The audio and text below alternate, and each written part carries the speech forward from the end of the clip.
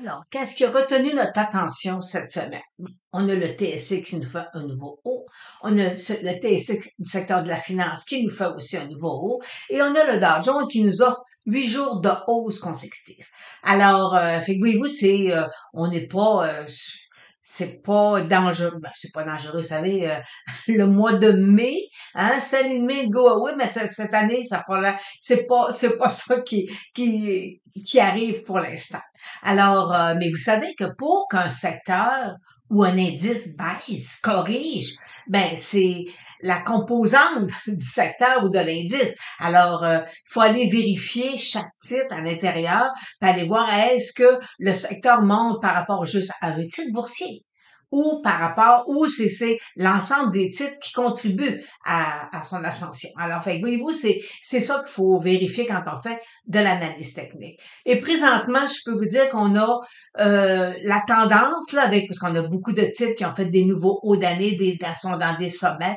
Alors, je peux vous dire que les vagues d'Elliott, présentement, m'offrent un très, je vous dirais pas un scénario pessimiste, pas du tout, mais il m'offre quand même des zones où jusqu'où des titres pourraient se replier. Et si en plus ça concorde avec la technique point and figure, et puis si en plus je vais intégrer le Ishimoku, ben écoutez là, à un moment donné, on peut pas aller contre une tendance là. Alors autant à la hausse qu'à la baisse, il y a des titres là présentement qui sont en train de nous donner des hausses là, sur le marché, des titres qui ont mangé qui ont été battus par le marché, là. Alors, fait on est dans les deux extrêmes, mais présentement, je peux vous dire que mes points, techniquement parlant, là, c'est avec les vagues d'Elliott qui m'ouvrent, là, présentement qui m'offrent, là, des opportunités, intéressantes sur des titres boursiers, autant à la hausse qu'à la baisse.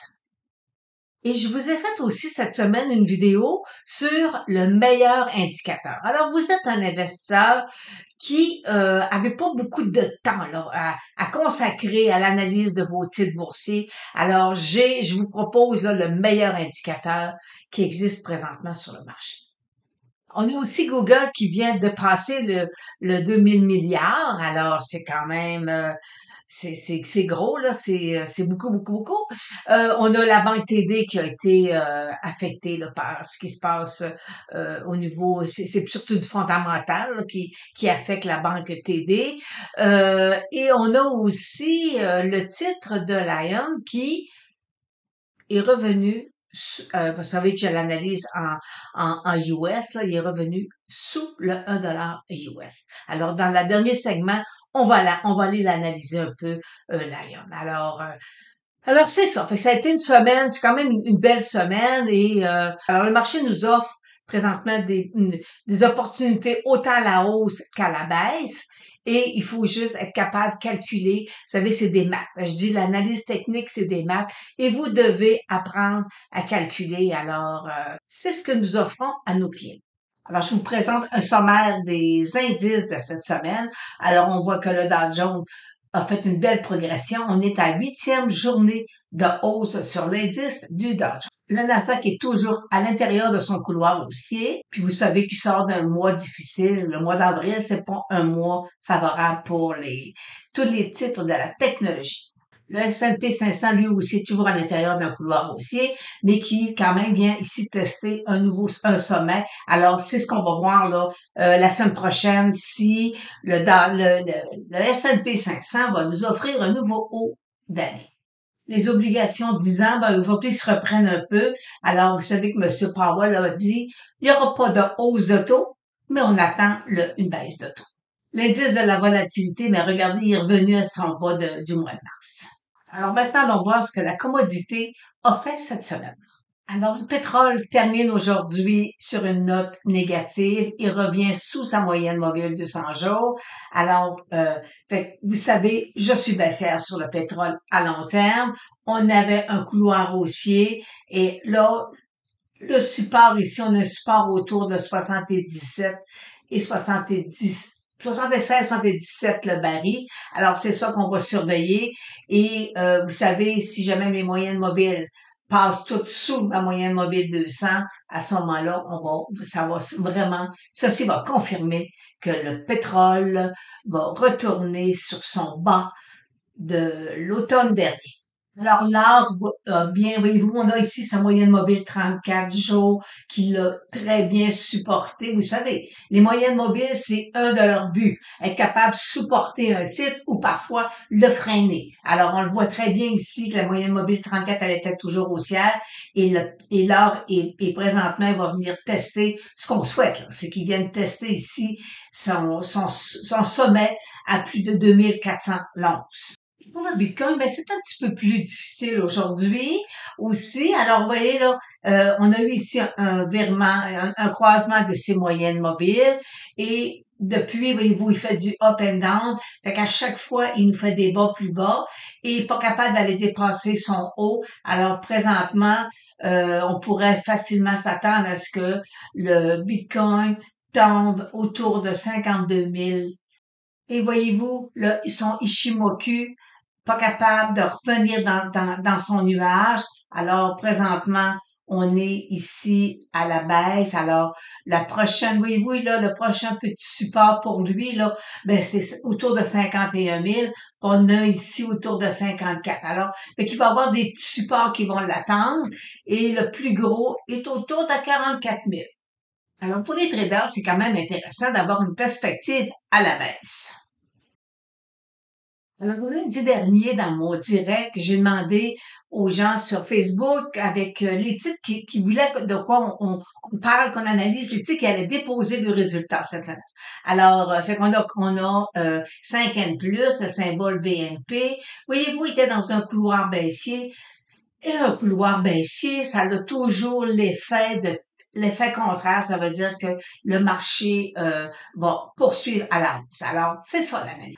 Alors, Ballard, vous savez, on avait eu un nouveau bas d'année. Alors, et là, il a poursuivi, il est revenu à l'intérieur de sa phase 1. Vous savez, on est dans une phase 1. Alors, c'est toujours des phases 1, là, on a des bas d'année qui sont brisés, puis c'est des phases 1, là, c'est volatile, ça nous amène parfois dans des zones qu'on veut pas aller techniquement parlant, mais qu'est-ce que vous voulez, c'est ça des phases 1. Alors, Ballard, on est sous sa moyenne mobile 200 jours qui est baissière. Alors, ce qu'on veut, c'est que présentement, cette phase 1-là le stabilise, mais voyez-vous, aujourd'hui, le marché n'aime pas tellement, pas tellement la journée d'aujourd'hui. Alors, est-ce qu'il va venir retester le bas de son couloir? Alors, ce qu'on va faire ici, c'est qu'on va tracer ici une ligne de tendance, là. Alors, c'est ça qu'ici que Ballard devra venir tester.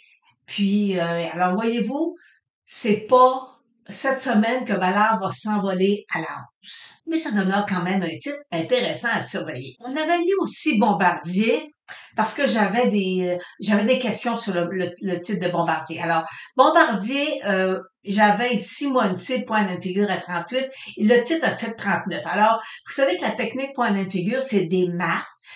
Puis c'est des calculs qu'on fait, mais c'est des calculs quand même approximatifs. Vous savez, c'est pas une science, là. On appelle ça de l'art. Alors, fait que c'est quand même quelque chose là qui est quand même intéressant parce que regardez là, si j'agrandis, puis ici, voyez-vous, là, c'est que lorsqu'il était à un sommet à plus de 70 $, puis il pouvait descendre jusqu'à 38, ben, écoutez, là, c'est du gain qu'il y avait, là, qu'on pouvait laisser sur le marché. Fait que là, on pouvait faire ici, voyez-vous, un croisement des moyennes 8,34, et après ça, ici, on pouvait rentrer dans le marché, mais ça n'a pas été, regardez là, ici, là, c'est des mois qui ont été, des up and down, là. Alors, fait qu'aujourd'hui, présentement, on est dans un double sommet sur Bombardier et vous le savez qu'un double sommet, c'est rarement percé d'une première shot. Alors, Chronos, on est dans le cannabis. Alors, vous savez qu'on a eu des mouvements, là. Alors, ici, on a une résistance, là, qui l'attend, mais avec une très grosse résistance. Fait que là, c'est un secteur. Puis, voyez-vous, aujourd'hui, là, le marché est pas très, très positif sur le titre comme tel. Alors, mais moyenne mobile 200 jours haussière. Alors, pour l'instant, on vit avec de la volatilité. Alors, Enbridge a fait une très belle poussée. Alors, mais ça, j'avais des poussées comme ça, en ligne droite comme ça, c'est intenable. Alors, fait qu'il faut attendre à ce que Enbridge corrige. Moi, vous savez, j'avais une cible sur Enbridge à 38 $. Puis quand je vous dis que j'avais une cible, ça veut dire que lorsque j'étais là, OK, alors, fait qu'on a eu quand même une bonne baisse sur le titre. Et présentement, voyez-vous, il est à 42. Quand il a fait son bras autour de 42 environ. Alors, fait que là, je vais revenir. Alors, est-ce que Enbridge va venir retester sa moyenne mobile de 100 jours? Pour l'instant, on est dans des zones de surachat. Et mes trois indicateurs le sont aussi dans une zone de surachat. Donc, on surveille Enbridge. Fiera Capital, qui, vous savez, que un des gros actionnaires de la première couvée, je pense, là, qui voudrait se départir de ses actions. Alors, fait que ça l'emmène du soubresaut. Pour l'instant, tant et aussi longtemps que je vais rester au-dessus de ma moyenne mobile 200 jours, ici, là, c'est le titre, techniquement parlant, est toujours encore intéressant. Plug dans la même catégorie que Ballard. Alors, voyez-vous ici, couloir baissier, ici, il nous a fait un nouveau bas d'année. Alors, puis ça, voyez-vous, c'est une phase 1, là. Alors, on est toujours des fameuses phases 1. Ça nous emmène des titres là, qui viennent toujours invalider nos cibles. Si on est ici, on est haussier, ça vient un peu mélanger nos convictions si on est haussier. Alors, en fait, pour l'instant, on attend que Ballard perce puis il sort hors de son biseau avant de dire on va aller tester ici des moyennes mobiles à 4 et 5 $, mais ne pas oublier que ma moyenne mobile de 200 jours, elle est baissière. Shopify, ben, ça n'a pas été de bons résultats. Alors, voyez-vous ici, là, on avait vraiment, là, ça, écoutez, là, Shopify, c'est des vagues d'Eliott comme à écrire dans un livre, là, c'est exactement ça. Je vous dis, de toute beauté. Alors, il a fermé son gap. Il y en a un autre gap ici à fermer. Et pour l'instant, c'est un titre sous sa moyenne mobile de 100 jours. Techniquement parlant, c'est un titre à éviter, sauf pour les shorters. Alors, Stella Jones, voyez-vous, il est venu tester ici la semaine passée, vendredi passé, son support. Les résultats, le marché a apprécié. Alors, pour l'instant, ce qu'on veut, on veut pas qu'il vienne percer son support à 72. Mais par contre, voyez-vous, ma moyenne mobile de 100 jours, elle est haussière. Alors, est-ce que faut surveiller la direction que prendra le titre avec un support à 72.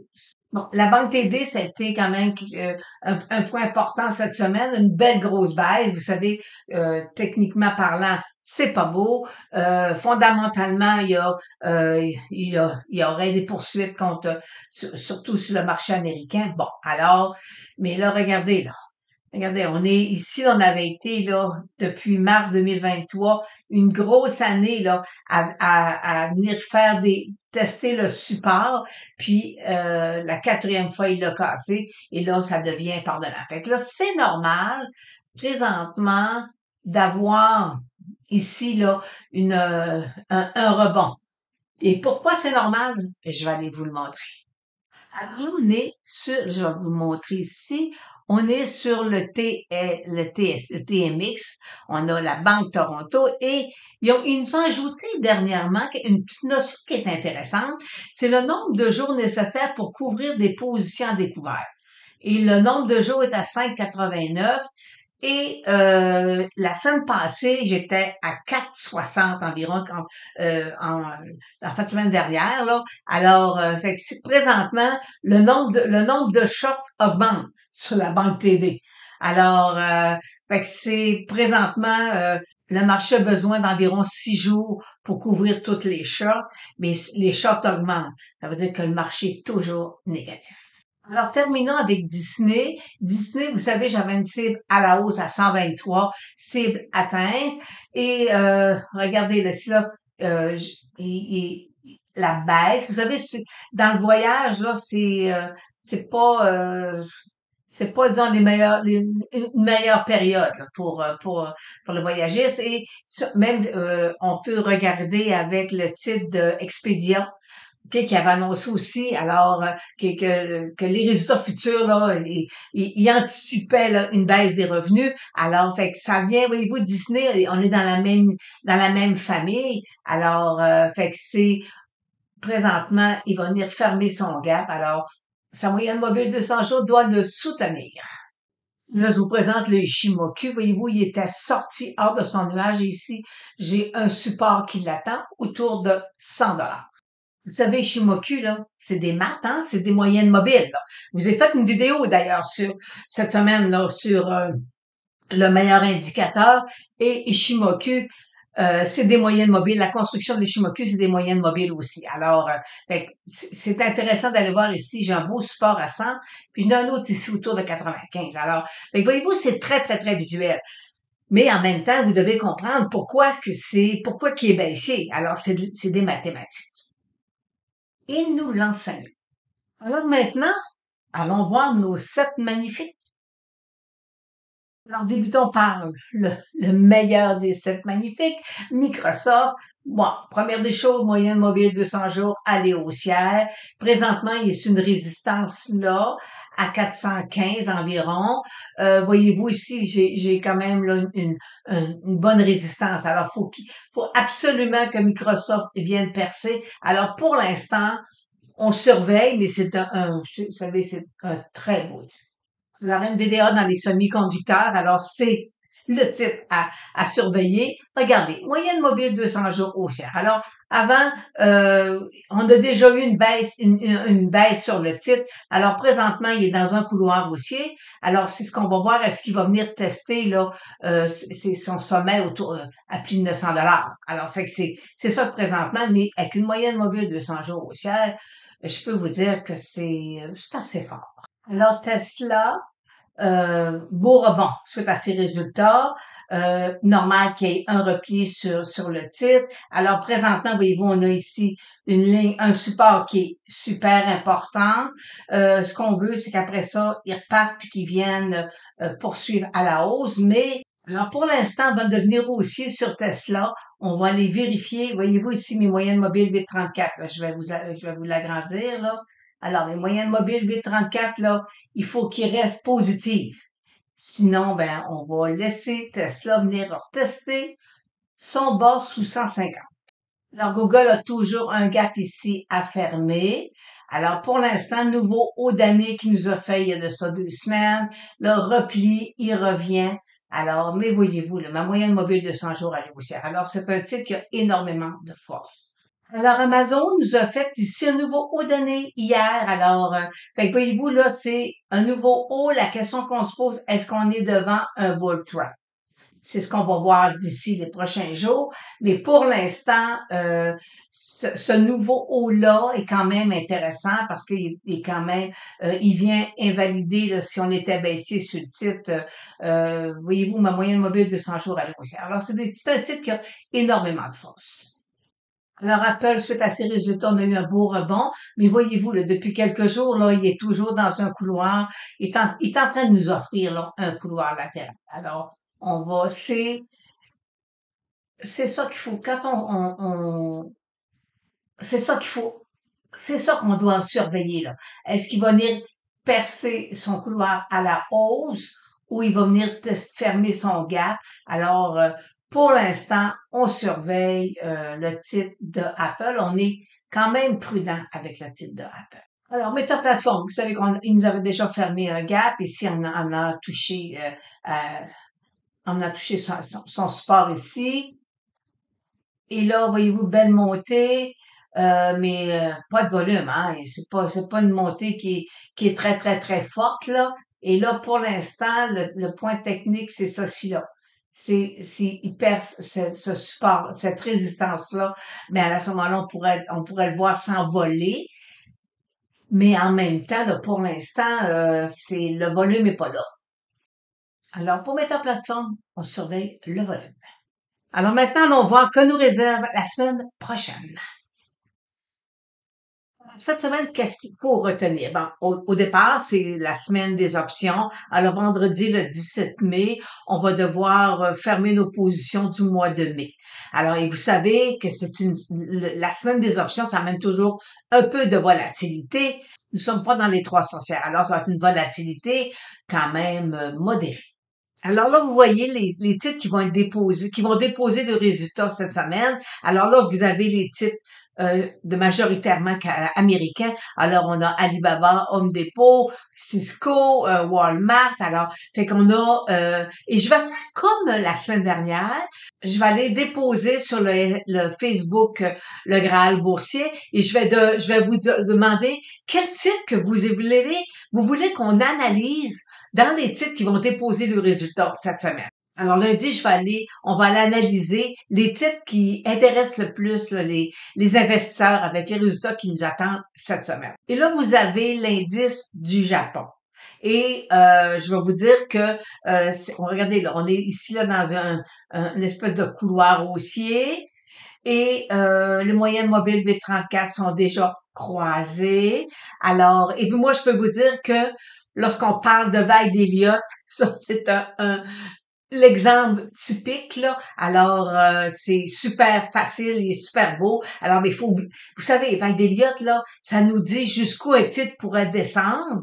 Alors c'est des probabilités là. Alors et c'est ça que j'enseigne dans mes formations là. Fait qu'on va aller vraiment là aller vérifier là. D'ailleurs, je l'ai présenté à mes clients aujourd'hui avec la cible.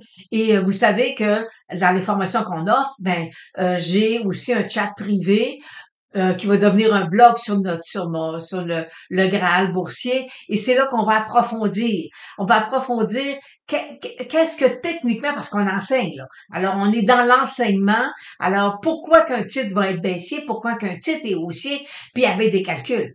Euh, Présentement, je trouve qu'il y a une très grosse lacune au niveau des investisseurs.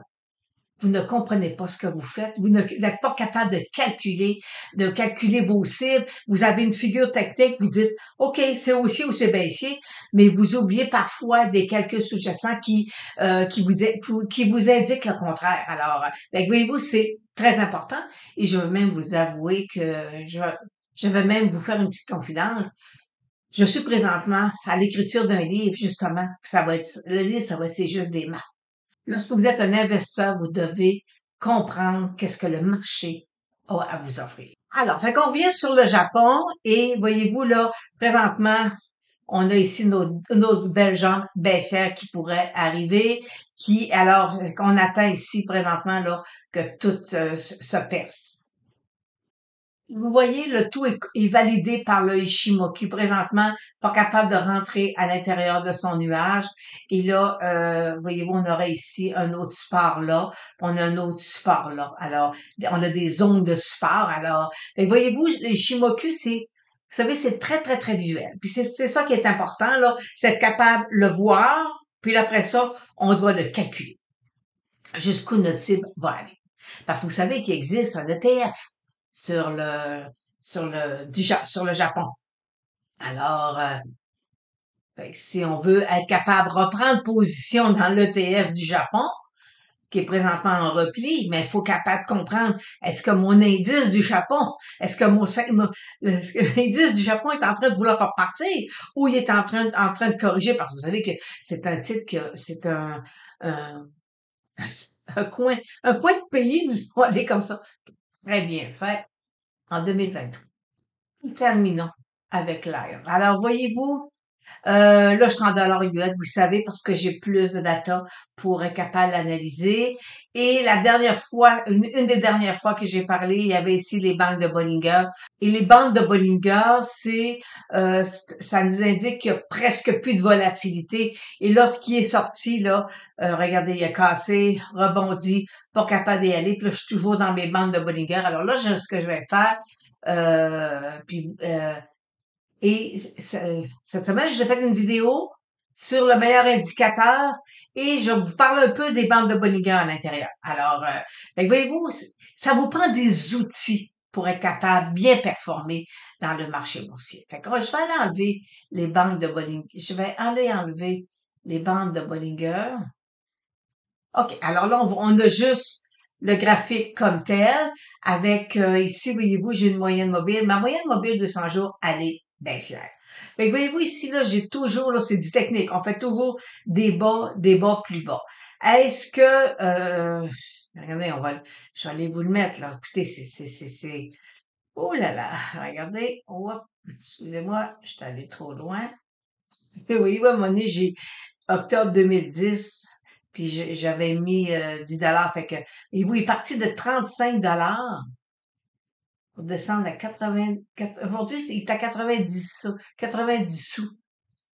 C'est pas beaucoup, hein? Alors, fait que ça, c'est vraiment là, avant qu'il puisse repartir à la hausse, là, l'ion, il doit s'accumuler. Alors, fait que techniquement parlant, c'est un titre à éviter. Pour l'instant, on n'a pas, il y a rien là. Écoutez là, alors, vous voyez de 35 à 90 sous, mais c'est une baisse de 97%. Alors, c'est énorme là. Alors, fait que pour l'instant, faut surveiller et ici là, voyez-vous, il m'a fait un nouveau bas. Alors, c'est un nouveau bas d'année, une petite lichette par en dessous et alors là, c'est double bas. Est-ce que nous sommes dans un bear trap?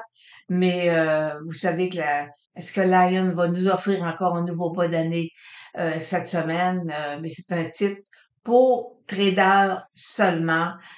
Et alors on surveille Lion et possiblement qu'on évite de prendre une position. Et c'est pas le temps de moyenner à la baisse sur le titre de Lion. Alors sur ça, ben je vous souhaite un bon week-end. Alors on se revoit lors du direct de lundi.